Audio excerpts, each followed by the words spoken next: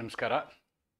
ಇವತ್ತಿನ ವಿಷಯ ಸೆಕ್ಷನ್ 11 ರೆಸ್ ಜುಡಿಕೇಟಾ ಅಂತ ಹೇಳ್ತಾರೆ. ಇದಕ್ಕೆ ಪೂರ್ವ ನ್ಯಾಯ ಸಿದ್ಧಾಂತನೂ ಅಂತ ಕೆಲವರು ಹೇಳ್ತಾರೆ. ಈ ರೆಸ್ ಜುಡಿಕೇಟಾಗ ಕನ್ನಡದಲ್ಲಿ ಪೂರ್ವ ನ್ಯಾಯ ಸಿದ್ಧಾಂತ, ಪೂರ್ವ ನ್ಯಾಯ ಸಿದ್ಧಾಂತ ಅಂತಲೂ ಹೇಳ್ತಾರೆ. ಸೊ ನನ್ನ ಪ್ರಕಾರ ರೆಸ್ ಜುಡಿಕಾಟಾ ಅಂತ ಶಬ್ದವನ್ನು ಉಪಯೋಗ ಮಾಡಿದರೆ ತಪ್ಪೇನಿಲ್ಲ ಅಂತ ಹೇಳಿ ನಾನು ಅಂದ್ಕೊಳ್ತೀನಿ. I think this word can be comfortably used. ಪೂರ್ವ ನ್ಯಾಯ ಸಿದ್ಧಾಂತ ಯೂಸ್ ಮಾಡುವಂಥದ್ದು ಅದನ್ನು ಮಾಡ್ತಾರೆ. ನಾನು ರೆಸ್ ಜುಡಿಕಾಟಾ ಅಂಥೇನೆ ಯೂಸ್ ಮಾಡ್ತೀನಿ. ಇದು ಸೆಕ್ಷನ್ 11. ನೆನ್ಪಿಟ್ಕೊಳ್ಳಿ, ಸೆಕ್ಷನ್ 10 ನಾವು ಮಾಡಿದ್ದೀವಿ. ಈಗ ರೆಸ್ ಸಬ್ ಜುಡೈಸ್ ಮಾಡಿದ್ದೀವಿ. ವಿ ಹ್ಯಾವ್ ಡನ್ ರೆಸ್ ಸಬ್ ಜುಡೈಸ್. ನಾನು ರೆಸ್ ಸಬ್ ಜುಡೈಸ್ ಮಾಡುವಾಗ ನಿಮ್ಗೆ ಅದು ಬಹಳ ಮಹತ್ವ ಅಂತ ಹೇಳಿದ್ದೆ. ಆದರೆ ಅದರ 3 ಪಟ್ಟು ಮಹತ್ವ ರೆಸ್ ಜುಡಿಕಾಟಾ ಅನ್ನೋದನ್ನು ನಾವು ನೆನಪಿನಲ್ಲಿಟ್ಕೋಬೇಕು. ಇನ್ಫ್ಯಾಕ್ಟ್ ಲೆಸ್ ಜುಡಿಕಾಟಾ ಪಾಠವನ್ನು ನಾನು ಈ ಪ್ರಾಕ್ಟೀಸಿಂಗ್ ಲಿಟಿಗಂಟ್ಸ್ ಇರ್ತಾರಲ್ವ, ಸಿವಿಲ್ ಪ್ರಾಕ್ಟೀಸಿಂಗ್ ಲಿಟಿಗಂಟ್ಸ್, ಅವರ ಅನುಕೂಲಕ್ಕಾಗಿಯೇ ಇನ್ನೂ ಒಂದು ವಿವರವಾದ ವಿಡಿಯೋವನ್ನು ಮಾಡಬೇಕು. ಅಷ್ಟರ ಮಟ್ಟಿಗೆ ಈ ಒಂದು ಏನು ಆಳ ಇದೆ ಇದು. ಫಾರ್ ಎಕ್ಸಾಂಪಲ್, ನೀವು ಅವತಾರ್ ಸಿಂಗ್ ಪುಸ್ತಕದಲ್ಲಿ, if you go to study Avatar Singh, sorry, not Avatar Singh, Takwani. In Takwani, for section 10, 5 pages are involved. For section 11, almost 56 pages.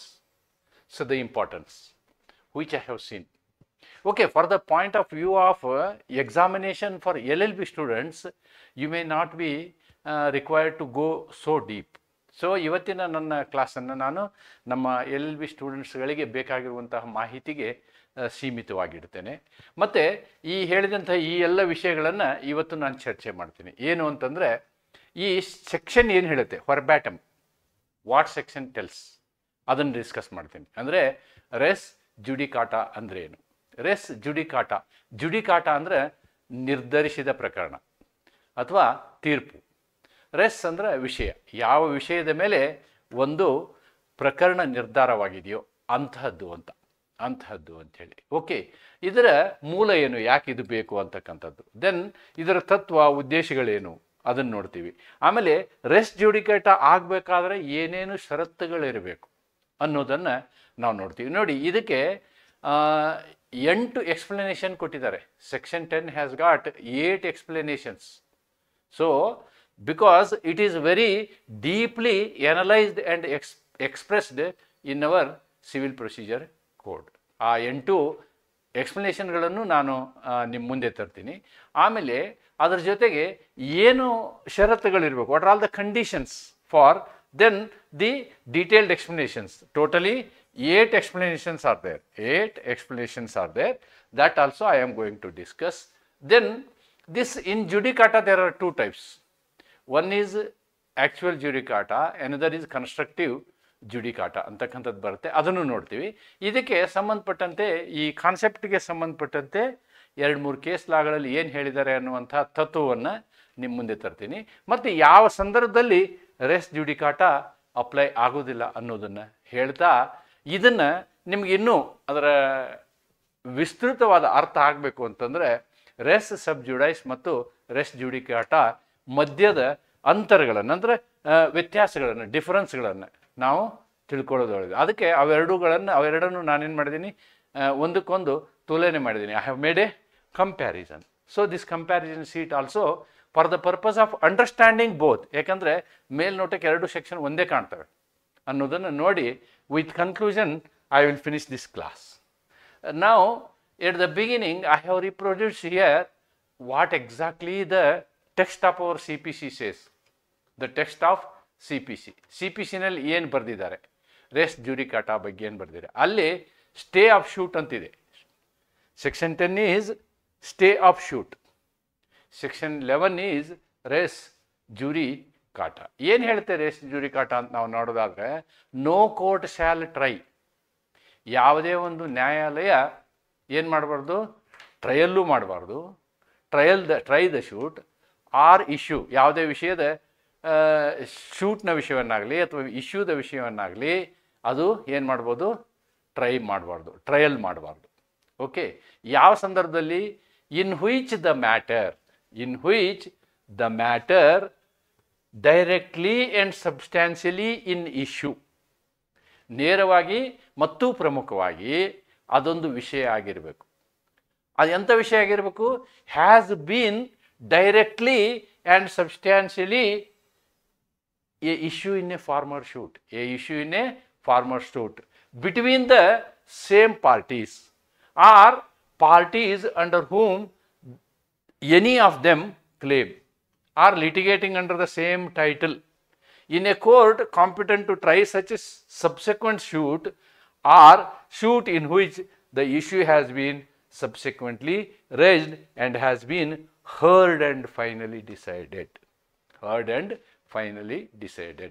ಯಾವ ಒಂದು ನ್ಯಾಯಾಲಯವು ಯಾವ ಒಂದು ವಿಷಯವನ್ನು ತರ್ಜುಮೆ ಮಾಡಿ, ಚರ್ಚೆ ಮಾಡಿ ಅಥವಾ ವಾದ ವಿವಾದ ಮಾಡಿ ತೀರ್ಪನ್ನು ಕೊಡಲು ಅಧಿಕಾರವನ್ನು ಹೊಂದಿದೆಯೋ, ತೀರ್ಪನ್ನು ಕೊಡಲು ಅಧಿಕಾರವನ್ನು ಹೊಂದಿದೆಯೋ ಅಂತಹ ತೀರ್ಪನ್ನು, ಆ ಪ್ರಕರಣದ ವಿಷಯವನ್ನು ಆಲಿಸಿ ಮತ್ತು ಅಂತಿಮ ನಿರ್ಣಯವನ್ನು ಕೊಟ್ಟ ಪಕ್ಷದಲ್ಲಿ ಅದೇ ವಿಷಯದ ಮೇಲೆ ಯಾವುದೇ ಕೋರ್ಟು ಮರು ಟ್ರಯಲ್ ಮಾಡುವ ಹಾಗಿಲ್ಲ. ಯಾವ ಸಂದರ್ಭದಲ್ಲಿ? ಅದೇ ಪಕ್ಷಗಳಾಗಿರಬೇಕು, ಅದೇ ವಸ್ತು ವಿಷಯವಾಗಿರಬೇಕು, ಅದೇ ಟೈಟಲ್ ಇರಬೇಕು.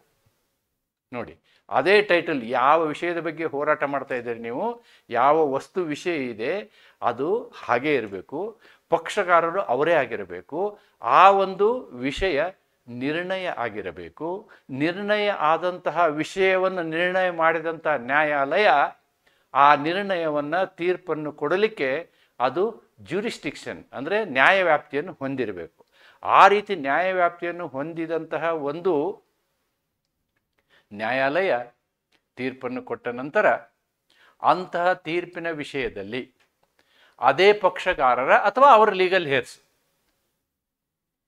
ಆಗಿದ್ದು ಅದೇ ವಿಷಯದ ಮೇಲೆ, ಅದೇ ಟೈಟಲ್ ಮೇಲೆ, ಅದೇ ಹೆಸರಿನಲ್ಲಿ, ಅದೇ ವಿಷಯದ ಮೇಲೆ ಮತ್ತೊಮ್ಮೆ ಅದೇ ಪ್ರಕರಣವನ್ನು ಯಾವುದೇ ಕೋರ್ಟಿನ ಮುಂದೆ ತರುವ ಹಾಗಿಲ್ಲ. ತಂದರೆ ಅದು ರೆಸ್ ಜುಡಿಕೇಟ್ ಆದ ಕಂಡೀಷನ್ಗೆ ಒಳಪಟ್ಟು ತಿರಸ್ಕರಿಸಲ್ಪಡುತ್ತದೆ. That is the meaning of this.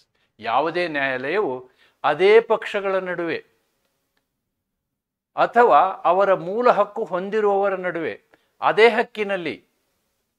ಹಕ್ಕಿನ ಅಡಿಯಲ್ಲಿ ಹಿಂದೆ ವಿಚಾರಿಸಲ್ಪಟ್ಟ ಮತ್ತು ಅಂತಿಮವಾಗಿ ತೀರ್ಮಾನಿಸಲ್ಪಟ್ಟ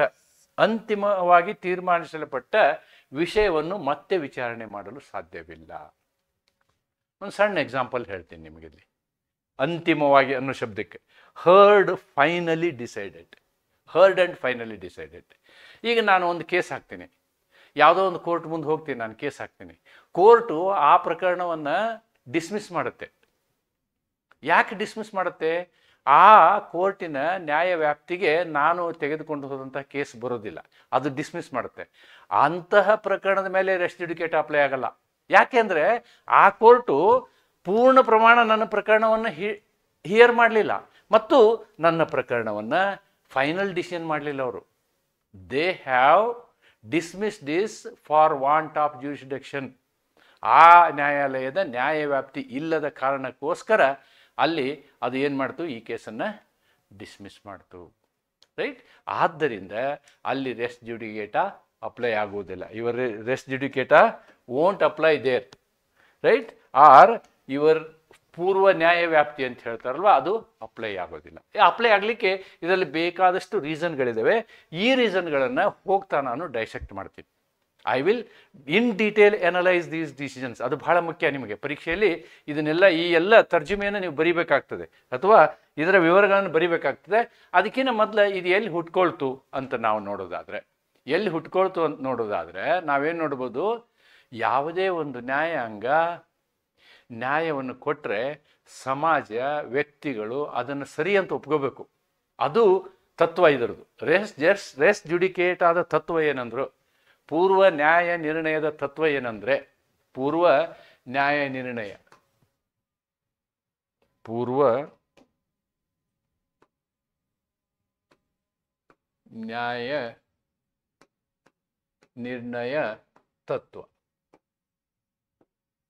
ಪೂರ್ವ ನ್ಯಾಯ ನಿರ್ಣಯ ತತ್ವ ಅಥವಾ ರೆಸ್ ಜುಡಿಕೇಟ್ ಆದ ಅತಿ ಪ್ರಮುಖವಾದಂತಹ ಉದ್ದೇಶ ಏನು ಅಂತಂದ್ರೆ, ಒಮ್ಮೆ ತೀರ್ಪು ಬಂದ ನಂತರ ಅದನ್ನ ನಿಜ ಸರಿ ಅಂಥೇಳಿ ಒಪ್ಕೋಬೇಕು.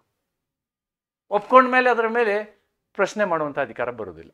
It is the condition. ಅದಕ್ಕೆ the doctrine is like this: res judicata pro variate accepteur. The meaning is a judicial decision must be accepted as correct. ಇದರಿಂದ ಏನಾಗುತ್ತೆ, ಮತ್ತೆ ಮತ್ತೆ ಮತ್ತೆ ಕೇಸ್ಗಳು ಕೋರ್ಟ್ ಮುಂದೆ ಬರೋದಿಲ್ಲ, ಮಲ್ಟಿಪ್ಲಿಸಿಟಿ ಆಫ್ ಶೂಟ್ಸ್ ಆಗೋದಿಲ್ಲ, ಆ ಒಂದು ಪ್ರಕರಣಕ್ಕೆ ಅಂತಿಮತೆ ಬರ್ತದೆ. It gets a finality. ಒಂದು ಕೋರ್ಟಿನ ತೀರ್ಪು, ನ್ಯಾಯಾಲಯದ ನಿರ್ಧಾರಕ್ಕೆ ಒಂದು ಕೊನೆ ಹಂತ ಬರುತ್ತೆ. ಇಟ್ ಈಸ್ ಓವರ್ ಅಂತಕ್ಕಂಥ ಒಂದು ಸಿಚುವೇಶನ್ ಕ್ರಿಯೇಟ್ ಆಗುತ್ತೆ. ರೆಸ್ ಜುಡಿಕೇಟ್ ಅಥವಾ ಪೂರ್ವ ನ್ಯಾಯ ಸಿದ್ಧಾಂತ ತತ್ವ ಎಂಬುದು ಈ ಒಂದು ಮ್ಯಾಕ್ಸಿಮ್ ಮೇಲೆ ನಿಂತಿದೆ. ಏನು ಅಂತಂದ್ರೆ, ಇದರ ಅರ್ಥ ನ್ಯಾಯಾಲಯದ ತೀರ್ಪು ಸತ್ಯವೆಂದು ಎಲ್ಲರೂ ಪರಿಗಣಿಸಬೇಕು. ಅನಗತ್ಯವಾಗಿ ಮತ್ತೆ ಮತ್ತೆ ಕೋರ್ಟಿಗೆ ಪ್ರಕರಣಗಳನ್ನು ದಾಖಲಿಸುವುದನ್ನು ಈ ಒಂದು ತತ್ವವು, ಅಂದ್ರೆ ರೆಸ್ ಜುಡಿಕೇಟ ಇದೆಯಲ್ಲ, ಇದು ತಪ್ಪಿಸುತ್ತದೆ ಅಂತ ಹೇಳಿ. ರೈಟ್? ಇದು ಸಾರ್ವಜನಿಕ ಒಂದು ತತ್ವದ ಮೇಲೆ, ನಾಗರಿಕ ತತ್ವದ ಮೇಲೆ ಅವಲಂಬಿತ ಆಗಿದೆ. This is based on the principle of a public policy. What is public policy? Public policy is number 1 interest of the state, number 1 interest of the dependents. ಯಾವ ವ್ಯಕ್ತಿ ಮೇಲೆ ಹಂಗೆ ನೀವು ದುಡ್ಡಿದ್ದವನು ಕೇಸ್ ಹಾಕೊಂತ ಹೋಗ್ತಾನೆ, ಇನ್ನೊಬ್ಬನು ಸಫರ್ ಆಗ್ತಾ ಹೋಗೋದಾ? ಸಾಧ್ಯ ಇಲ್ಲ. ಮತ್ತು ಸರ್ಕಾರಕ್ಕೇನು, ಒಂದು ವಿಷಯ ಒಂದ್ಸಲ ನ್ಯಾಯ ಬಂದಿದೆ ಅಂತಂದ್ರೆ ಅದು ಬಗೆಹರಿದು ಫೈನಲ್ ಆಗಬೇಕು. That is the interest of the government. Interest ರಿಪಬ್ಲಿಕೆ ಯುಟ್ ಸಿಟ್ ಫಿನಿಶ್ ಲಿಟಿಯಂ ಅಂತ. ಅಂದ್ರೆ ನೀವೇನು ಈ ಲ್ಯಾಟಿನ್ ಇವನ್ ಬರಿಬೇಕಂತೇನಿಲ್ಲ. You can write our English translation. It is the interest of the state that there should be an end to litigation. ಯಾವುದೇ ಒಂದು ವ್ಯಾಜ್ಯ ವಾದ ವಿವಾದಕ್ಕೆ ಕೊನೆ ಇರಬೇಕು ಅನ್ನುವಂಥದ್ದು ರಾಜ್ಯದ ತತ್ವವಾಗಿರುತ್ತದೆ. ದೆನ್ ನೆಮೋ ಡೆವೆಟ್ ಬಿಸ್ ವೆಕ್ಸರಿ ಪ್ರೋ ಯುನಾ ಎಟ್ ಎಡೆಮಾ ಕಾಜಾ. ಏನು ಹಿಂಗಂದ್ರೆ ಎಡಮ್ ಕಾಜಾ ಅಂದ್ರೆ, no one should be vexed twice for the same cause. ಒಂದೇ ಒಂದು ಕಾರಣಕ್ಕಾಗಿ ಒಬ್ಬ ವ್ಯಕ್ತಿಯ ಮೇಲೆ ಬಾರಿಯಾಗಿ ಒಂದಕ್ಕಿಂತ ಹೆಚ್ಚು ಸಲ ಅವನ ಮೇಲೆ ಕೇಸ್ ಹಾಕಬಾರ್ದು ಅಂತ. That is the rational. Right? So ಈ ಒಂದು ರ್ಯಾಷನಲ್ ಅನ್ನ ನಾವು ಫಾಲೋ ಮಾಡಬೇಕಾಗ್ತದೆ. This is A requirement. Therefore we can summarize the objects like this. The object is to ensure finality of judgments, to prevent multiplicity of litigation, to protect litigants from harassment, to maintain judicial discipline and consistency. ಮೇಲ್ ಹೇಳಿದ್ದನ್ನು ನಾನು list ಮಾಡಿದ್ದೀನಿ. Ultimately race ಜುಡಿಕೇಟ the ಉದ್ದೇಶ ಏನು, ಪೂರ್ವ ನ್ಯಾಯ ತತ್ವದ ಉದ್ದೇಶ ಏನು ಅಂಥೇಳಿ ನಾವು ಈ 4 ಲೈನ್ಗಳನ್ನು ಬರೆದ್ರೆ ಸಾಕು. That is more than enough. ಯಾಕೆ ಅಂತಂದರೆ, ಯಾವುದೇ ಒಂದು ತೀರ್ಪಿಗೆ ಅಂತಿಮತೆ ಇರಬೇಕು. ಅನಗತ್ಯ ಮೊಕದ್ದಮೆಗಳನ್ನು ತಡೆಗಟ್ಟುವ ಉದ್ದೇಶ ಇದಾಗಿದೆ. ನ್ಯಾಯಾಂಗ ಪ್ರಕ್ರಿಯೆಯಿಂದ ವ್ಯಕ್ತಿಗಳಿಗೆ ಕಿರುಕುಳವಾಗಬಾರದು. ಅವನು ಡಿಫೆಂಡೆಂಟ್ ಹಗಲೆಲ್ಲ ಕೇಸ್ ಹಾಕ್ಸ್ಕೊಳ್ಳುವಂಥ ಪರಿಸ್ಥಿತಿ ಬರಬಾರ್ದು. ನ್ಯಾಯಾಂಗ ಶಿಸ್ತನ್ನು ಮತ್ತು ಸಾಮರಸ್ಯವನ್ನು ಕಾಪಾಡುವುದು. What happens here? Judicial discipline and consistency is maintained. Judicial discipline and consistency, ನ್ಯಾಯಾಂಗ ಶಿಸ್ತನ್ನು ಮತ್ತು ಸಾಮರಸ್ಯವನ್ನು ಇಲ್ಲಿ ಬೆಳೆಸ್ತದೆ ಅಂತಕ್ಕಂಥದ್ದು. ರೈಟ್? ನಾವು ಈ ಏನು ಸೆಕ್ಷನ್ 11ನಲ್ಲಿ ಹೇಳಿದಾರೋ ಆ ಶಬ್ದಗಳನ್ನು ಇಲ್ಲಿ ಬರೆದಿದ್ದೀನಿ. ನಾನು ಅದರ ಅರ್ಥವನ್ನು ಬರೆದಿದ್ದೀನಿ. ಒಂದೊಂದಾಗಿ ಅದರ ಅರ್ಥವನ್ನು ಬರೆದಿದ್ದೀನಿ. ಅದರಲ್ಲೇನಿದೆ? Matter directly and substantially in issue ಅಂತಿದೆ. There is a word called matter directly and substantially in issue. ಯಾವುದೇ ಒಂದು ವಿಷಯ ನೇರವಾಗಿ ಆಗಲಿ ಅಥವಾ ಅತಿ ಮುಖ್ಯವಾಗಿ ಆಗಲಿ ಅದು ಆ ವ್ಯಾಜ್ಯದ ವಿಷಯವಾಗಿದ್ದರೆ ಅಂತದರ ಅರ್ಥ. The matter must be same in both suits. What are both suits? Filed, they have used two specific words. That is why it is better to write those words only. The specific word is, yes, former shoot and subsequent shoot. Former shoot, the wording used is two words. One is former shoot,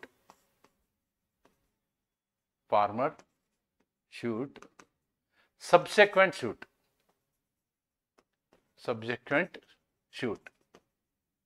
ಈ farmer shoot subsection shoot ಅದರ ಅರ್ಥ ಏನು ಅನ್ನೋದನ್ನು explanation 1 ನಲ್ಲಿ ಕೊಟ್ಟಿದ್ದಾರೆ. ಆಮೇಲೆ ನೋಡೋಣ, we will see that afterwards. Right, there must be same in both the issues. The matter must be same in both the suits. ಈ ಎರಡೂ ವ್ಯಾಜ್ಯಗಳಲ್ಲಿ ಒಂದೇ ವಿಷಯ ಇರಬೇಕು. That is matter directly and substantially in issue. Then same parties or privies. ಅಲ್ಲಿ ಏನು ಹೋರಾಟ ಮಾಡಿರ್ತಾರಲ್ವಾ, ಅಲ್ಲಿ ಪ್ಲೇಂಟಿಫು, ಅಲ್ಲಿ ಡಿಪೆಂಡೆಂಟು ಅವರೇ ಇರಬೇಕು. ಪ್ಲೇಂಟಿಫು ಡಿಪೆಂಡೆಂಟು ಅವರೇ ಇರಬೇಕು, ಅಥವಾ ಅವರು ಪ್ರೈವೀಸ್ ಇರಬೇಕು. ಏನು ಹಿಂಗಂದ್ರೆ ಪ್ರೈವೀಸ್ ಅಂದರೆ ರಿಪ್ರೆಸೆಂಟಿಂಗ್ ದೆಮ್. ಫಾರ್ ಎಕ್ಸಾಂಪಲ್, ಇಬ್ಬರ ಮಧ್ಯೆ ಎ ಮತ್ತು ಬಿ ಮಧ್ಯೆ ವಾದ ವಿವಾದ ನಡೆದಿತ್ತು, ಶೂಟ್ ನಡೆದಿತ್ತು ಅಂತ ಇಟ್ಕೊಳ್ಳಿ, ಒಂದು ವಿವಾದ ಇತ್ತು ಅಂತ ಇಟ್ಕೊಳ್ಳಿ, ನಾಗರಿಕ ವಿವಾದ. ಅದರಲ್ಲಿ ಬಿ ಸತ್ತೋದ ಅಂದರೆ ಬಿಯ ಮಗ ಅಲ್ಲಿ ಜಾಯ್ನ್ ಆಗ್ತಾನೆ ಅದಕ್ಕೆ. ಆದ್ದರಿಂದ ಎಕ್ಸಾಕ್ಟ್ಲಿ ಅವರೇ ಇರಬೇಕಂತೇನಿಲ್ಲ, ಅವ್ರ ರಿಪ್ರೆಸೆಂಟೇಟಿವ್ ಇದ್ರೆ ಆಯಿತು. Parties must be the same or claiming through them. ಅಂದರೆ ತಂದೆ ಆಸ್ತಿನ ಮಗ ಕ್ಲೇಮ್ ಮಾಡ್ತಾನೆ. ಕ್ಲೇಮಿಂಗ್ ಥ್ರೂ ದೆಮ್ ಅವರೇ ಆಗಿರ್ಬೇಕು. ಅಂದರೆ ಸಾಮಾನ್ಯವಾಗಿ ಪಕ್ಷಗಳು ಅವರೇ ಆಗಿರ್ಬೇಕು, ಪಕ್ಷಗಳು ಬೇರೆ ಆಗಿರಬಾರ್ದು. Right, and then the title must be same. Means parties who are litigating must be same. ಅವರೇ ಆಗಿರಬೇಕು. Parties must litigate under the same legal capacity. For example, in one case I am fighting in my personal capacity, right? In another case I may fight as a trustee, so they are not same legal capacity. If I fight in the capacity of a trustee, there also I am owner.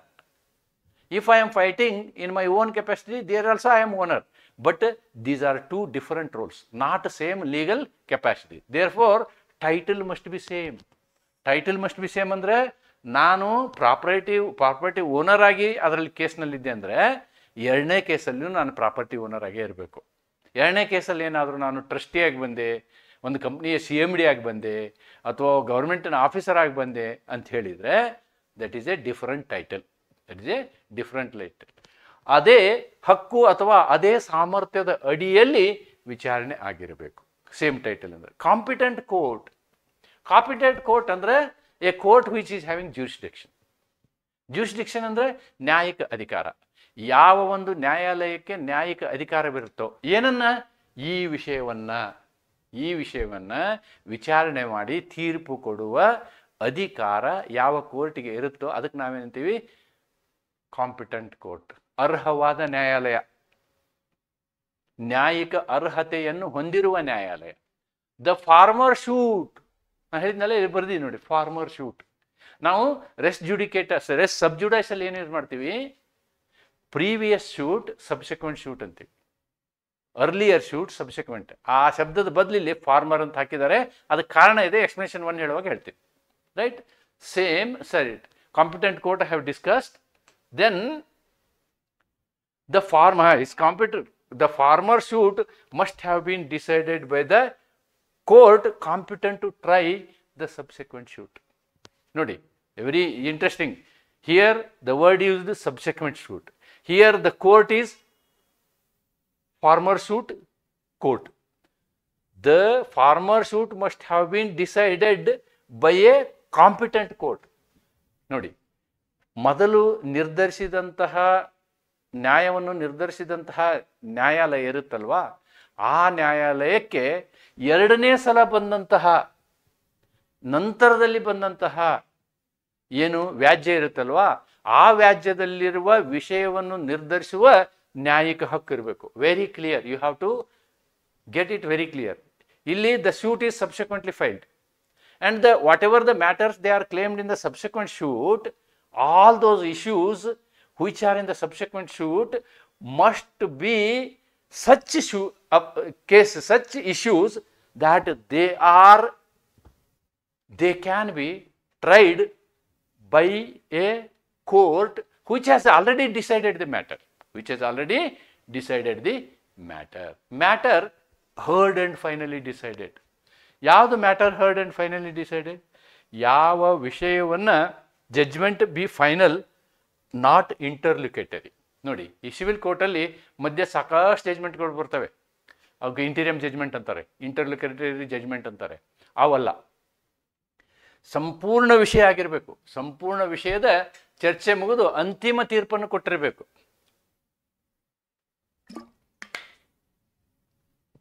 ಅಂತಿಮ ತೀರ್ಪು ಕೊಟ್ಟಿದ್ರೆ, ಇಷ್ಟು condition fulfil ಆದರೆ, ಇವೆಲ್ಲ condition ಎಲ್ಲಿರಬೇಕು? ಇವು ಸಬ್ಸೆಕ್ವೆಂಟ್ ಸೂಟಲ್ಲಿ ಇರಬೇಕು. ಆವಾಗ ರೆಸ್ judicata ಅದಕ್ಕೆ ಅಪ್ಲೈ ಆಗುತ್ತೆ. ಈ ಎಲ್ಲ ಕಂಡೀಷನ್ಗಳು ಇಲ್ಲೇನಾಗಿರುತ್ತೆ, ಫಾರ್ಮರ್ ಸೂಟಲ್ಲಿ ಜಡ್ಜ್ಮೆಂಟ್ ಆಗಿಬಿಟ್ಟಿರುತ್ತೆ, ಡಿಕ್ರಿ ಆಗಿಬಿಟ್ಟಿರುತ್ತೆ. ಆಮೇಲೆ ಏನು ಸಬ್ಸೆಕ್ವೆಂಟ್ ಸೂಟ್ ಬರುತ್ತಲ್ಲ, ಆ ಸೂಟ್ನ ಟ್ರೈ ಮಾಡೋಕ್ಕಾಗಲಿ ಅಥವಾ ಅದ್ರ ಮೇಲೆ ಜಡ್ಜ್ಮೆಂಟ್ ಕೊಡೋಕ್ಕಾಗಲಿ, ಈ ಎಲ್ಲ ಕಂಡೀಷನ್ಗಳು ಫುಲ್ಫಿಲ್ ಆದರೆ, ಅಥವಾ ಇದರಲ್ಲಿ ಯಾವುದಾದ್ರೂ ಕಂಡೀಷನ್ನು ಎಲ್ಲ ಕಂಡೀಷನ್ಗಳು ಫುಲ್ಫಿಲ್ ಆದರೆ ಅವರಿಗೆ ಹೊಸ ಜಡ್ಜ್ಮೆಂಟ್ ಕೊಡೋಕ್ಕೆ, ಆ ಶೂಟ್ನ ಅಡ್ಮಿಟ್ ಮಾಡ್ಕೊಳ್ಳೋಕ್ಕೆ ಆಗೋದಿಲ್ಲ. It is barred by res judicata. ಇವಾಗ ಇನ್ನೊಂದ್ಸಲ ನಾನು ಅದನ್ನು ಓದ್ತೀನಿ. Now I will read the textual this one. See, no court, ಅದು ಅದೇ ಕೋರ್ಟ್ ಆಗಿರ್ಬೋದು, ಬೇರೆ ಇನ್ನೊಂದು ಕೋರ್ಟ್ ಆಗಿರ್ಬೋದು, ಸಬ್ಸೆಕ್ವೆಂಟ್ ಕೋರ್ಟ್ ಅಂತ ಹೇಳ್ಬೋದು ನಾವು. ನೋ ಕೋರ್ಟ್ ಶಾಲ್ ಟ್ರೈ, ಅದಕ್ಕೆ ಟ್ರೈ ಮಾಡೋಕ್ಕೆ ಬರಲ್ಲ. Or issue try any suit or issue, ಯಾವುದೇ ಒಂದು ಇಶ್ಯೂನ ಡಿಸ್ಕಸ್ ಮಾಡೋಕ್ಕಾಗಲ್ಲ, ಟ್ರೈ ಮಾಡೋಕ್ಕಾಗಲ್ಲ. ಯಾವುದು? In which the matter directly and substantial in issue ಏನಿದೆಯಲ್ಲ, ಅದು has been directly and substantially in issue in the former suit. ಹಳೆ ಶೂಟಲ್ಲಿಯೂ ಇದೇ ವಿಷಯ ಇಲ್ಲಿಯೂ ಚರ್ಚೆ ಆಗಿರಬೇಕು. ಆಮೇಲೆ ಬಿಟ್ವೀನ್ ದ ಸೇಮ್ ಪಾರ್ಟೀಸ್, ಅದೇ ವ್ಯಕ್ತಿಗಳ ಮಧ್ಯೆ ಚರ್ಚೆ ಆಗಿರಬೇಕು, ಅದೇ ವ್ಯಕ್ತಿಗಳ ಮಧ್ಯೆ ವ್ಯಾಜ್ಯ ಇರಬೇಕು. Between parties under whom or any other person claim, ಅವ್ರ ರಿಪ್ರೆಸೆಂಟೇಟಿವ್ ಇರ್ಬೋದು. Okay, litigating under the same title ಏನಾಗಿರಬೇಕು? ಅದೇ ಆಗಿರಬೇಕು. Right. In a court competent to try such subsequent suit. ಎಂಥ ಕೋರ್ಟ್ ಇರಬೇಕು? ಅದು ಹಳೆ ಕೋರ್ಟ್. ಈ ಕೋರ್ಟು ಈ ಹೊಸ ಪ್ರಕರಣದಲ್ಲಿ, ಸಬ್ಸೆಕ್ವೆಂಟ್ ಪ್ರಕರಣದಲ್ಲಿ ಏನು ಇಶ್ಯೂಗಳನ್ನು ರೈಸ್ ಮಾಡಿರ್ತಾರೋ ಆ ಇಶ್ಯೂಗಳನ್ನು ನಿರ್ಧರಿಸುವ ಹಕ್ಕು ಮೊದಲಿನ ಕೋರ್ಟಲ್ಲಿರಬೇಕು. Court competent to try such subsequent suit, ನಂತರದ ಶೂಟ್ಗಳನ್ನ ಟ್ರೈ ಮಾಡುವ ಹಕ್ಕು, ನ್ಯಾಯಿಕ ಹಕ್ಕು ಮೊದಲನೇ ಕೋರ್ಟಲ್ಲಿ ಇರಬೇಕು. ಈ ಕೋರ್ಟಲ್ಲಿ ಇರಲಿ ಬಿಡಲಿ. Right. In which such issue has been subsequently raised, ಅಂದರೆ ಇಲ್ಲೇನು ಈ ಇಶ್ಯೂಗಳನ್ನ ರೈಸ್ ಮಾಡಿರ್ತಾರೋ ಆ ಇಶ್ಯೂದ ಮೇಲೆ ಅದಕ್ಕೆ ಹಕ್ಕಿರಬೇಕು, ನ್ಯಾಯಿಕ ಹಕ್ಕು. Then the case must have been heard and finally decided. ಆ ಪ್ರಕರಣ, ಹಳೆ ಪ್ರಕರಣ ಏನಿದೆಯಲ್ಲ, ಅದನ್ನು ಕಂಪ್ಲೀಟಾಗಿ ಹೇರ್ ಮಾಡಿ ನೀವು ಅದಕ್ಕೆ ತೀರ್ಪು ಕೊಟ್ಟಿರಬೇಕು. ಕೊಟ್ಟಿದ್ರೆ ಈ ಹೊಸ ಕೋರ್ಟ್ ಇದೆಯಲ್ಲ, ಇದು ರೆಸ್ ಜುಡಿಕಾಟಾದ ಅಡಿಯಲ್ಲಿ ಬರ್ತದೆ. ಅಂದರೆ this new court, subsequent court cannot try that case. That is the total concept of section 11. So the conditions, whatever the conditions were, I have analysed them here. ಅದರಲ್ಲಿ ಇರ್ತಕ್ಕಂಥ ಶಬ್ದಗಳೇ ಇವು. ರೈಟ್. ಇದಕ್ಕೆ 8 ಎಕ್ಸ್ಪ್ಲನೇಷನ್ಗಳಿದ್ದಾವೆ. Then detailed explanations, ಇದರಲ್ಲಿ ಇರ್ತಕ್ಕಂಥ ಎಕ್ಸ್ಪ್ಲನೇಷನ್ಗಳನ್ನು ಹೇಳ್ತೀನಿ ನಾನು. Now I will explain you. ಅಂದರೆ ಇದಕ್ಕೆ ಹೆಲ್ಪ್, ಇದೇನು ಸೆಕ್ಷನ್ 11 ಬರೆದಿದ್ದೀವಲ್ವ ನಾವು, ಆ 11ಗೆ ಹೆಚ್ಚಿನ ವಿವರಣೆಗಳನ್ನು ಇಲ್ಲಿ ಕೊಡ್ತದೆ. ಎಕ್ಸ್ಪ್ಲನೇಷನ್ 1 ಏನು ಹೇಳುತ್ತೆ ಅಂತಂದರೆ, farmer shoot means shoot decided earlier in time. ನೋಡಿ ಇಲ್ಲಿ ಹೆಂಗೆ ಅಂತಂದರೆ, shoot number 1 filed on 1/11/20, shoot number 2 filed on 1/10/20. Now assume that this is finally heard heard and decided. This is pending. This is pending.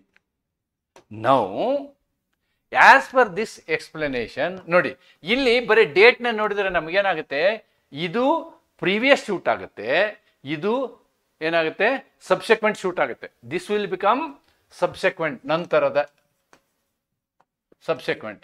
This becomes previous. Res sub ಜುಡೈಸಲ್ಲಿ ಈ ತರ ಇದೆ, but ರೆಸ್ ಜುಡಿಕೇಟಾದಲ್ಲಿ ಹಂಗಲ್ಲ. ಇವೆರಡರಲ್ಲಿ ಯಾವ್ದು ಮೊದಲು ಡಿಸೈಡ್ ಆಗಿದೆಯೋ ಅದು ಏನಾಗುತ್ತೆ, ದ್ಯಾಟ್ ಬಿಕಮ್ಸ್ ಫಾರ್ಮರ್ ಶೂಟ್. ನೋಡಿ, ಇದು ನಂತರ ಫೈಲ್ ಆಗಿದ್ರು ಕೂಡ ಜಜ್ಮೆಂಟ್ ಬಂದಿರೋದು ಈ ಕೇಸ್ ಮೇಲೆ, ಆದ್ದರಿಂದ this becomes a former suit. Then ಇದು ಮೊದಲೇ ಫೈಲ್ ಆಗಿದ್ರು ಕೂಡ ಈ ಕೇಸ್ ಇನ್ನೂ ಡಿಸೈಡ್ ಆಗಿಲ್ಲ, this becomes A subsequent shoot. ಹಂಗೆ ಸೆಕ್ಷನ್ 10 ಪ್ರಕಾರ ಈ ಶೂಟನ್ನು ಟ್ರೈ ಮಾಡೋಕ್ಕಾಗಲ್ಲ. ಈ ಶೂಟನ್ನು ಸೆಕೆಂಡ್ ಇಲ್ಲೇನಿದೆಯಲ್ಲ ಈ ಶೂಟನ್ನು ಟ್ರೈ ಮಾಡೋಕ್ಕಾಗಲ್ಲ. ಇದಕ್ಕೆ ನಾವೇನಂತೀವಿ, ಸಬ್ಸೆಕ್ವೆಂಟ್ ಶೂಟ್ ಅಂತೀವಿ. ಸಬ್ಸೆಕ್ವೆಂಟ್ ಶೂಟ್. ಇದಕ್ಕೇನಂತೀವಿ, ಯಾವುದಕ್ಕೆ, ಇದಕ್ಕೆ ಫಾರ್ಮರ್ ಶೂಟ್ ಅಂತೀವಿ. ನಿಜವಾಗಿಯೂ ಅದು ಫಾರ್ಮರ್ ಶೂಟ್ ಅಲ್ಲ. ಆದರೆ ನಾವು ಎಕ್ಸ್ಪ್ಲನೇಷನ್ 1 ಅನ್ನು ನೋಡಿದರೆ ನಾವೇನು ಹೇಳಬೇಕು, ಒಂದು ನಿರ್ಧಾರವಾದಂತಹ ಒಂದು ವ್ಯಾಜ್ಯ ಇರ್ತದಲ್ವಾ, ಅದಕ್ಕೆ ಫಾರ್ಮರ್ ಶೂಟ್ ಅಂತೀವಿ, ಅಥವಾ ಮೊದಲೇ ತೀರ್ಮಾನಿಸಿದ ವಿಷಯ ಅಂತೀವಿ. ಓಕೆ, ಅದಕ್ಕೆ ಫಾರ್ಮರ್ ಶೂಟ್ ಅಂತೀವಿ. ಈಗ ಹೊಸದಾಗಿ ಏನು ಶೂಟ್ ಫೈಲ್ ಮಾಡಿರ್ತಾರಲ್ಲ, ಹೊಸದಾಗೆಲ್ಲ ಮತ್ತೊಂದು ಶೂಟ್ ಫೈಲ್ ಮಾಡಿರ್ತಾರೆ, ಅದು ನಿರ್ಧಾರ ಆಗಿರಲ್ಲ, ಅದಕ್ಕೆ ತೀರ್ಪು ಬಂದಿರೋದಿಲ್ಲ, ಅದಕ್ಕೆ ನಾವೇನು ಹೇಳ್ತೀವಿ, ಸಬ್ಸೆಕ್ವೆಂಟ್ ಶೂಟ್ ಅಂತೀವಿ. ಒಂದು ಫಾರ್ಮರ್ ಶೂಟಲ್ಲಿ ಡಿಸಿಷನ್ ಆಗಿದ್ರೆ ಸಬ್ಸೆಕ್ವೆಂಟ್ ಶೂಟ್ನ ನೀವು ಟ್ರಯಲ್ ಮುಂದುವರ್ಸಕ್ಕೆ ಬರಲ್ಲ. That is the meaning of explanation 1. Then explanation 2, competence is determined regardless of the right of appeal. ನೋಡಿ, ನಾನು ಕಾಂಪಿಟೆಂಟ್ ಕೋರ್ಟ್ ಅಂತ ಹೇಳಿದೆ, ಅಂದರೆ ನ್ಯಾಯಿಕ ಸಾಮರ್ಥ್ಯ ಇರುವಂತಹ ನ್ಯಾಯಾಲಯ. ಅದಕ್ಕೆ ಅಪೀಲ್ ಪವರ್ ಇರಲಿ ಬಿಡಲಿ, ಕಾಂಪಿಟೆನ್ಸ್ ಇದ್ರೆ ಸಾಕು. ಕಾಂಪಿಟೆನ್ಸ್ ಅಂದರೆ ನ್ಯಾಯಿಕ ವ್ಯಾಪ್ತಿ ಅದಕ್ಕಿದ್ರೆ ಸಾಕು. If it has got a jurisdiction, that is fine. ಅದು ಅಪೀಲ್ ಇರಲಿ, ಅಪೀಲ್ ಇಲ್ಲದೆ ಇರಲಿ, ಅದು ಅಪ್ಲೈ ಆಗುತ್ತೆ. Right. Then explanation 3, matter must be directly and substantially in issue, not incidentally. ನೇರವಾಗಿ ಇರಬೇಕು. ಸುಮ್ಮನೆ ಅದು ಒಂದು ಆಕ್ಸಿಲರಿ ವಿಷಯ ಆಗಿರಬಾರ್ದು. ಆಕ್ಸಿಲರಿ ಯಾವುದೋ ಅದಕ್ಕೆ ಸಂಬಂಧಪಟ್ಟಂಥ ಇನ್ನೊಂದು ರಿಲೇಟೆಡ್ ಮ್ಯಾಟರ್ ಆಗಿರಬಾರ್ದು. ಅದಕ್ಕೆ ನಾವೇನಂತೀವಿ, ಇನ್ಸಿಡೆಂಟಲಿ, ಸಂದರ್ಭಿಕವಾದ ವಿಷಯ ಅಲ್ಲ, ನೇರವಾಗಿ ವಿಷಯ ಇರಬೇಕು ಅನ್ನೋದನ್ನು ಎಕ್ಸ್ಪ್ಲನೇಷನ್ 3 ಹೇಳ್ತಾರೆ. And very important is explanation 4. Explanation 4. ಈ 4ನೇ ವಿವರಣೆಯನ್ನು ಸೆಕ್ಷನ್ 10 ಅಡಿಯಲ್ಲಿ ಏನು ಕೊಟ್ಟಿರ್ತಾರೆ ಅಂತಂದರೆ, ಇದನ್ನು ಸ್ವಲ್ಪ ವಿವರವಾಗಿ ನಾನು ಎಕ್ಸ್ಪ್ಲೇನ್ ಮಾಡ್ತೀನಿ. ಈಗ ಮೊದಲು ಒಂದು ಶೂಟ್ ಹಾಕಿದ್ದೀವಿ ನಾವು, ಅದ್ರ ಮೇಲೆ ಜಡ್ಜ್ಮೆಂಟ್ ಬಂದಿದೆ ಅಂತ ಇಟ್ಕೊಳ್ಳೋಣ. ಆ ಜಡ್ಜ್ಮೆಂಟ್ ಬಂದಂತಹ ಸಂದರ್ಭದಲ್ಲಿ ಆ ಒಂದು ಪ್ರಕರಣದಲ್ಲಿ ನಾನು ಅನೇಕ ಹಕ್ಕುಗಳನ್ನು ಕೇಳಿರ್ತೀನಿ. ನನ್ನ ವಿರುದ್ಧ ಪಾರ್ಟಿಯವರು ಅನೇಕ ಡಿಫೆನ್ಸನ್ನು ಮಾಡಿರ್ತಾರೆ. ಈ ಸಂದರ್ಭದಲ್ಲಿ ನಾನು ಕೇಳುವಂಥ ಹಕ್ಕುಗಳಲ್ಲಿ ಇನ್ನೂ ಕೆಲವೊಂದು ಕೇಳಕ್ಕೆ ನನಗೆ ಚಾನ್ಸ್ ಇರುತ್ತೆ, ನಾನು ಕೇಳಿರೋದಿಲ್ಲ. ಅಥವಾ ನನ್ನ ವಿರುದ್ಧ ಪಾರ್ಟಿಯವರು ಅವ್ರೇನು ಡಿಫೆನ್ಸ್ ಮಾಡ್ತಾರಲ್ವ, ಅದಲ್ಲದೆ ಇನ್ನೂ ಅನೇಕ ವಿಷಯಗಳನ್ನ ಅವರು ಡಿಫೆಂಡ್ ಮಾಡ್ಕೊಳ್ಳಿಕ್ಕೆ ಸಾಧ್ಯತೆ ಇರುತ್ತೆ. ಅವರಿಗೆ ಅವ್ರ ಕಡೆಗೆ ಸಾಧ್ಯತೆ ಇರುತ್ತೆ. ಅವರು ಅದನ್ನು ಮಾಡಿರದೇ ಇರ್ಬೋದು, ನಾನು ಇದನ್ನು ಮಾಡಿರದೇ ಇರ್ಬೋದು, ಇಬ್ಬರೂ ನಮ್ಮಲ್ಲಿ ನ್ಯೂನತೆ ಇರ್ಬೋದು. ವಾಟ್ ಎವರ್ ಇಟ್ ಈಸ್, ಒಮ್ಮೆ ನಾನು ಏನು ವಿಷಯಗಳನ್ನು ಇನ್ನೂ ಹಕ್ಕುಗಳನ್ನು ಕೇಳಬೇಕಿತ್ತೋ ಆ ಹಕ್ಕುಗಳನ್ನು ನಿರ್ಧರಿಸುವಂಥ ಸಾಮರ್ಥ್ಯ ಆ ಕೋರ್ಟಿಗಿದ್ದು, ಅಥವಾ ವಿರೋಧ ಪಾರ್ಟಿ ಅಪೋನೆಂಟ್ಸು ಏನಾದರೂ ಕೇಳುವಂತಹ ವಿಷಯವಿದ್ದು ಅದನ್ನೂ ನಿರ್ಧರಿಸುವಂಥ ಹಕ್ಕು ಆ ಕೋರ್ಟಿಗಿದ್ರೆ, ನಾವಿಬ್ಬರೂ ಕೇಳಲಾರ್ದೇ ಕೋರ್ಟು ನಿರ್ಧಾರ ಕೊಟ್ಟಿರುತ್ತೆ. ನಾವೇನು ಕೇಳಿಲ್ಲ ಅಂದ್ರೆ ಅದ್ರ ಮೇಲೆ ನಿರ್ಧಾರ ಕೊಡಲ್ಲ court. That is another interesting thing, ಕೊಡೋದಿಲ್ಲ. ಆದರೆ ಜಡ್ಜ್ಮೆಂಟ್ ಬಂದಾದ ಮೇಲೆ ನಾವು ಇನ್ನೊಂದು ಶೂಟ್ ಹಾಕಿ, ಸರ್ ನಾವು ಹಳೆಯ ಶೂಟಲ್ಲಿ ಈ ವಿಷಯ ರೈಸ್ ಮಾಡಿರಲಿಲ್ಲ ಸರ್, ಈಗ ರೈಸ್ ಮಾಡ್ತೀವಿ ಅಂದ್ರೆ ಆಗೋದಿಲ್ಲ. It is not permitted, which is known as constructive res judicata. ಅದಕ್ಕೆ ನಾವೇನಂತೀವಿ, ಕನ್ಸ್ಟ್ರಕ್ಟಿವ್ ರೆಸ್ ಜುಡಿಕೇಟ ಅಂತ ಹೇಳ್ತೀವಿ. Right. Matters which ought to have been raised. ನೋಡಿ, ಯಾವ ವಿಷಯವನ್ನು ನಾವು ಎತ್ತಬೇಕಾಗಿರುತ್ತದೆಯೋ, ತೆಗೆದುಕೊಳ್ಳಬೇಕಾಗಿರುತ್ತದೆಯೋ ಇನ್ ದ ಫಾರ್ಮರ್ ಶೂಟ್, ಹಳೆಯ ತೀರ್ಪಾಗಿದೆಯಲ್ಲ ಅದ್ರ ಮೇಲೆ ಒಂದು ವೇಳೆ ತಗೊಳ್ಳದೆ ಹೋದರೆ, ಬಟ್ ವೇರ್ ನಾಟ್, ನಾವು ಅವನ್ನ ಎತ್ತಲಿಲ್ಲ ಆ ಕೋರ್ಟ್ ಮುಂದೆ. They are deemed to have been raised. ಆದಾಗ್ಯೂ ಕೂಡ ಕೋರ್ಟ್ ಏನು ತಿಳ್ಕೊಳ್ತದೆ, ಇಲ್ಲ ಇಲ್ಲ ನೀವು ಎಲ್ಲ ಪ್ರಶ್ನೆ ಕೇಳಿದ್ರಿ, ಅದಕ್ಕೆ ಕೋರ್ಟ್ ಡಿಸೈಡ್ ಮಾಡಿದೆ ಅಂತ. ಸೊ ಒಂದು ಸಿವಿಲ್ ವ್ಯಾಜ್ಯದಲ್ಲಿ ಆ ಕಾಂಪಿಟೆಂಟ್ ಕೋರ್ಟಿನ ವ್ಯಾಪ್ತಿಯಲ್ಲಿ ಬರ್ತಕ್ಕಂಥ ಎಲ್ಲ ಆಯಾಮದ ಎಲ್ಲ ವಿಷಯಗಳನ್ನು ಒಂದೇ ಸಲಕ್ಕೆ ನೀವು ಎತ್ಕೋಬೇಕು ಆಸ್ ಎ ಪ್ಲೇಂಟಿಫ್. ಹಾಗೆಯೇ ಡಿಫೆಂಡೆಂಟ್ ಇರುವವರು ಎಲ್ಲ ಆಯಾಮದಲ್ಲಿಯೂ ಡಿಫೆಂಡ್ ಮಾಡಬೇಕು. ಸರ್ ನಾ ಈ ವಿಷಯ ಡಿಪೆಂಡ್ ಮಾಡಿಲ್ಲ ಅಂಥೇಳಿ ಹೊಸ ಸೂಟ್ ಹಾಕಕ್ಕೆ ಬರಲ್ಲ. That is called constructive res judicata. A short note may be asked on this. A short note may be asked. Explanation 4 is very important for this purpose. Then relief claimed but not granted. ನೋಡಿ, ನೀವು ಕೇಳಿರ್ತೀರಿ ರಿಲೀಫ್ನ. Explanation 5 ಏನು ಹೇಳುತ್ತೆ, ನೀವು ಏನೋ relief ಕೇಳಿರ್ತೀರಿ, but court ನಿಮ್ಮ degree ಕೊಡಬೇಕಾದ್ರೆ ಆ ವಿಷಯನ ಚರ್ಚೆ ಮಾಡೋದಿಲ್ಲ. ಜಜ್ಮೆಂಟಲ್ಲಿ ನೀವು ಕೇಳಿದ ರಿಲೀಫ್ ಬಗ್ಗೆ ಚರ್ಚೆನೇ ಮಾಡೋದಿಲ್ಲ. ಆದರೆ ಆವಾಗ ಅದು ಏನಾಗುತ್ತೆ, ಕೋರ್ಟು ರೆಫ್ಯೂಸ್ ಮಾಡಿದೆ ಅಂತ ಅರ್ಥ. ಕೋರ್ಟು ರೆಫ್ಯೂಸ್ ಮಾಡಿದೆ ಅಂತಲೇ ಅರ್ಥ. ಒಂದು ವೇಳೆ ಕೋರ್ಟ್ ರೆಫ್ಯೂಸ್ ಮಾಡಿಲ್ಲ ಅಂತ ಹೇಳಿ ನಾನು ಮತ್ತೊಂದು ಶೂಟ್ ಹಾಕ್ತೀನಿ ಅಂತ ಬರಲ್ಲ. The only thing that what you can do is you file for a review petition or you have to go for a appeal. But ನೀವು ಸುಮ್ಮನೆ ಇದ್ದು ಅದು ಫೈನಲ್ ಆಯ್ತು ಅಂದರೆ ಫೈನಲ್ಲೇ. Then explanation 6, persons litigating bona fide in respect of public right of persons, right, that is enough. For example, there is a trust of 100 people. There is a trust of 100 people or a society of 100 people or a company, right? So ಇದಕ್ಕೆ ಸಂಬಂಧಪಟ್ಟಂತೆ ಇದರ representative ಒಂದು 10 ಜನ party ಆಗಿದ್ದಾರೆ ಆ ಪ್ರಕರಣದಲ್ಲಿ ಅಂತಂದ್ರೆ court ಏನು ತಿಳ್ಕೊಳ್ಳುತ್ತೆ, ಎಲ್ಲ 100 ಜನನೂ ಅದನ್ನು ರಿಪ್ರೆಸೆಂಟ್ ಮಾಡಿದ್ದಾರೆ ಅಂತ ಅರ್ಥ.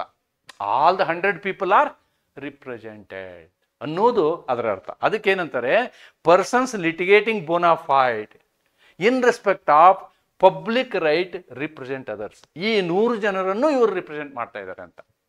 The only word what is used here is bona fide. ಅಂದರೆ ಈ 10 ಜನರು ಈ 100 ಜನರ ಪರವಾಗಿ ಹೋರಾಟ ಮಾಡ್ತಿದ್ದಾರೆ ಅನ್ನೋದು important.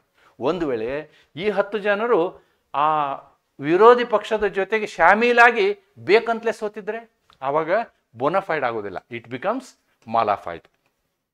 So if it is not mala fide, okay, in mala fide case can be questioned. ಯಾಕೆ ಅಂದರೆ ನಿಮಗೇನು ಗೊತ್ತೇ ಇರೋದಿಲ್ಲ ಅದ್ರ ಬಗ್ಗೆ. ಯಾವತ್ತೋ ಒಂದು ದಿವ್ಸ ಗೊತ್ತಾಗುತ್ತೆ ಈ ಕೇಸ್ ಹಿಂಗಾಗಿದೆ ಅಂತ. ಆವಾಗ ಇವರು ಯಾರು ಕೇಸ್ ಹಾಕಿರ್ತಾರೋ ಅವ್ರ ಜೊತೆ ಮಿಂಗಲ್ ಆಗಿ ಮಾಡಿದ್ದಾರೆ ಅನ್ನುವಂಥ ಒಂದು ಸಂದರ್ಭವನ್ನು ಬಿಟ್ಟು ಬೇರೆ ಸಂದರ್ಭದಲ್ಲಿ ಡೆಫಿನೆಟ್ಲಿ ನೀವು ರಿಪ್ರೆಸೆಂಟ್ ಮಾಡ್ದಂಗೆ. ಸೊ ರಿಪ್ರೆಸೆಂಟೇಟಿವ್ ಪ್ರಕರಣದಲ್ಲಿ ಎಷ್ಟೇ ಜನರಿರಲಿ, ಅವರ ಪರವಾಗಿ ಕೆಲವರು ಸದುದ್ದೇಶದಿಂದ ಆ ಪ್ರಕರಣದಲ್ಲಿ ಇದ್ದರೆ ಎಲ್ಲರೂ ಇದ್ದ ಹಾಗೆ ಅಂಥೇಳಿ ಎಕ್ಸ್ಪ್ಲನೇಷನ್ 6 ಹೇಳುತ್ತೆ. ನಾವು what explanation 7 says, res judicata applies to execution proceedings also. ಇದು ಒರಿಜಿನಲ್ OS ಅಲ್ಲ, ಒರಿಜಿನಲ್ ಶೂಟ್ ಅಂತಾರೆ. ಎಕ್ಸಿಕ್ಯೂಟಿವ್ ಪ್ರೊಸೀಡಿಂಗ್ಸ್ ಅಂದರೆ ಎಕ್ಸಿಕ್ಯೂಟಿವ್ ಡಿಗ್ರಿ ಆಗುತ್ತೆ, ಅಂದರೆ ಜಾರಿಗೆ ತರಲಿಕ್ಕೆ ಒಂದು ಡಿಗ್ರಿ ಆಗುತ್ತೆ, ಅದಕ್ಕೂ ಕೂಡ ಇದು ಅಪ್ಲೈ ಆಗುತ್ತೆ. ದೆನ್ ಎಕ್ಸ್ಪ್ಲನೇಷನ್ 8 ಏನು ಹೇಳುತ್ತೆ ಅಂದರೆ, ಲಿಮಿಟೆಡ್ ಜ್ಯೂರಿಸ್ಡಿಕ್ಷನ್ ಇರುವಂತಹ ಸಿವಿಲ್ ಕೋರ್ಟ್ಗಳಿರ್ತವೆ. ಲಿಮಿಟೆಡ್ ಜ್ಯೂರಿಸ್ಡಿಕ್ಷನ್ ಇರುವಂತಹ, for example labour court, family court, some other tribunal. So ಅವಕ್ಕೆ ಸ್ಪೆಸಿಫಿಕ್ ಅಧಿಕಾರವನ್ನು ಕೊಟ್ಟಿರ್ತಾರೆ. ಅಂತಹ ಪ್ರಕರಣಗಳಿಗೂ ರೆಸ್ ಜುಡಿಕೇಟಾ ಅಪ್ಲೈ ಆಗುತ್ತೆ. Even decisions of the courts of limited jurisdiction ನಾವು ಅಲ್ಲಿ ಪ್ರಕರಣವನ್ನು ಎಂತ ತಗೊಂಡು ಹೋಗಿರ್ತೀವಿ ಅಂದರೆ ಅವರ ನ್ಯಾಯಿಕ ವ್ಯಾಪ್ತಿಯಲ್ಲಿ ಬರುವಂತಹ ಪ್ರಕರಣವನ್ನೇ ತೆಗೆದುಕೊಂಡು ಹೋಗಿರ್ತೀವಿ. ಒಂದು ವೇಳೆ ಜ್ಯೂರಿಸ್ಡಿಕ್ಷನ್ ಮೀರಿ ಅವ್ರು ಮಾಡಿದ್ರು ಅಂತ ಇಟ್ಕೊಳ್ಳಿ, ಡೆಫಿನೆಟ್ಲಿ ಅದು ಕೇಸ್ ಮೊದಲಿಂದನೂ ನಲ್ ಆ್ಯಂಡ್ ವಾಯ್ಡ್ ಆಗುತ್ತೆ. That is our concept. If without jurisdiction any case is handled, it becomes no judgment at all. But jurisdiction ಇದ್ದಂತಹ ಯಾವುದೇ ಸೀಮಿತ ಇರಲಿ, ಅದು ರೆಸ್ ಜುಡಿಕೇಟಾಗೆ ಅಪ್ಲೈ ಆಗುತ್ತೆ ಅನ್ನೋದನ್ನು ನಾವು ಈ 8 ಎಕ್ಸ್ಪ್ಲನೇಷನಲ್ಲಿ ನೋಡ್ತೀವಿ. ಓಕೆ, ಅದಕ್ಕೇನೆ ರೆಸ್ ಜುಡಿಕೇಟಾದಲ್ಲಿ ನಾವು 2 ಭಾಗಗಳನ್ನು ಹೇಳಿದ್ದೀವಿ. ಇದನ್ನು ನಾನೇನು ವಿವರವಾಗಿ ಅದನ್ನೇ ಹೇಳಿದ್ದೀನಿ. ಕನ್ಸ್ಟ್ರಕ್ಟಿವ್ ಜುಡಿಕೇಟಾ ಎಲ್ಲಿ ಬರುತ್ತೆ, ಎಕ್ಸ್ಪ್ಲನೇಷನ್ 4 ಬರುತ್ತೆ. ಎಕ್ಸ್ಪ್ಲನೇಷನ್ 4 ನಿಮಗೆ ಎಕ್ಸ್ಪ್ಲೇನ್ ಮಾಡಿದ್ದೀನಿ. ಅದೇ 2 ಟೈಪು. ಇದು ಬೇರೆ ಪ್ರಕರಣದಲ್ಲಿ ಎಲ್ಲಿ ಎಲ್ಲ ಹಕ್ಕುಗಳನ್ನು ಕೇಳಿರ್ತೀರಿ ಅಥವಾ ಅವರು ಎಲ್ಲ ಡಿಫೆನ್ಸು ಮಾಡಿರ್ತಾರೆ, ಮಾಡಿದ ಮೇಲೆ ತೀರ್ಪು ಬಂದಿರುತ್ತೆ. ತೀರ್ಪು ಕೊಟ್ಟಂತಹ ನ್ಯಾಯಾಲಯಕ್ಕೆ ಕಾಂಪಿಟೆನ್ಸ್ ಇರುತ್ತೆ, ಆದರೆ ಮುಗೀತು. That judgment is okay. Right, there is one more interesting thing.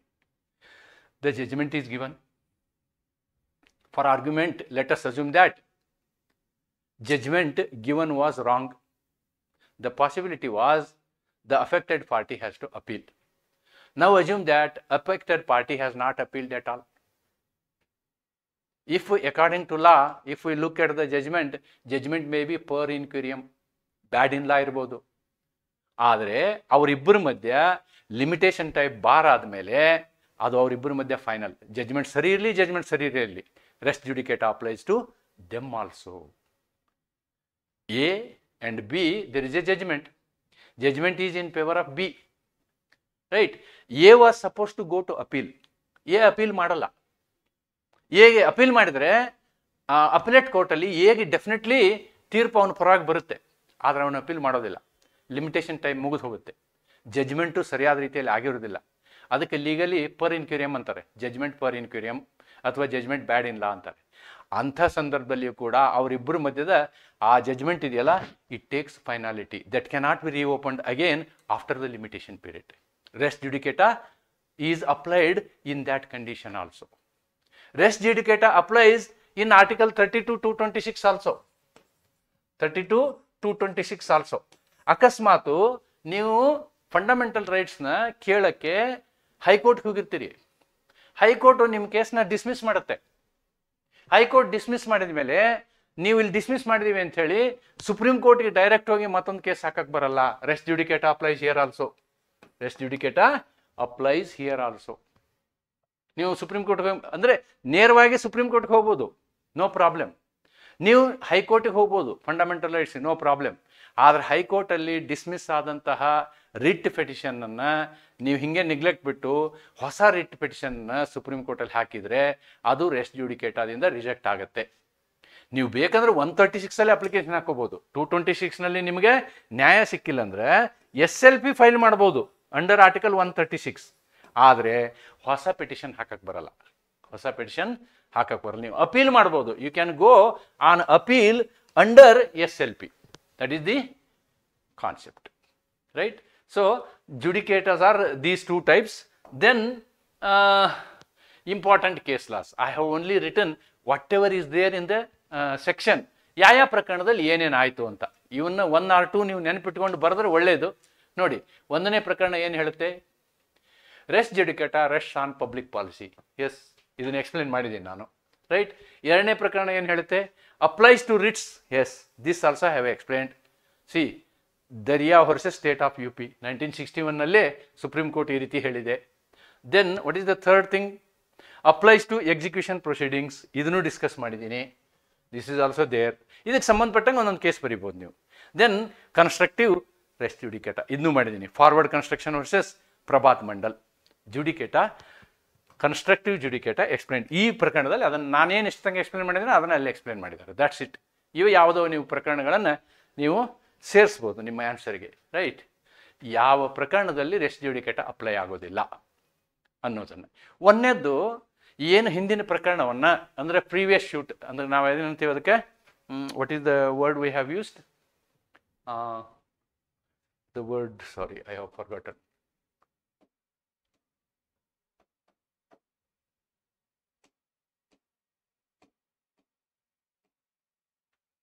The word used.